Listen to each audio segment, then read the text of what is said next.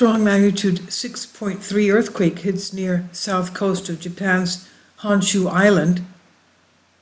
According to emergency EMSC, Sputnik News reports there have been no immediate reports of casualties or damage as a result of this earthquake. The 6.3 magnitude earthquake hit near the south coast of Japanese island of Honshu, according to European Mediterranean Seismological Center. This comes a few hours after the triple earthquake that we had in the Philippines, 6.4, a few hours after the 5.4 foreshock, and we've had multiple quakes after that. It's basically south of where the Japanese islands are located, so it seems that that type of a pressure is traveling up northwards. The USGS also reported that the quake struck at 18:31 GMT. The epicenter of the earthquake was located 144 kilometers or 89 miles southeast of the city of Jingle. The depth was very deep. It was 375.8 kilometers.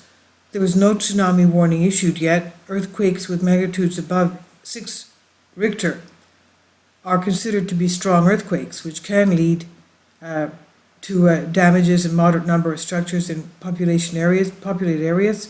It's usually felt in up to hundreds of kilometers from the epicenter.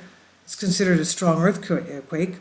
Japan is located in a seismically active zone. As we know, it's on the Ring of Fire, and it regularly suffers from powerful earthquakes. In 2011, the 9 magnitude earthquake, followed by a tsunami, and of course caused the Fukushima nuclear plant disaster that is still contaminating the area.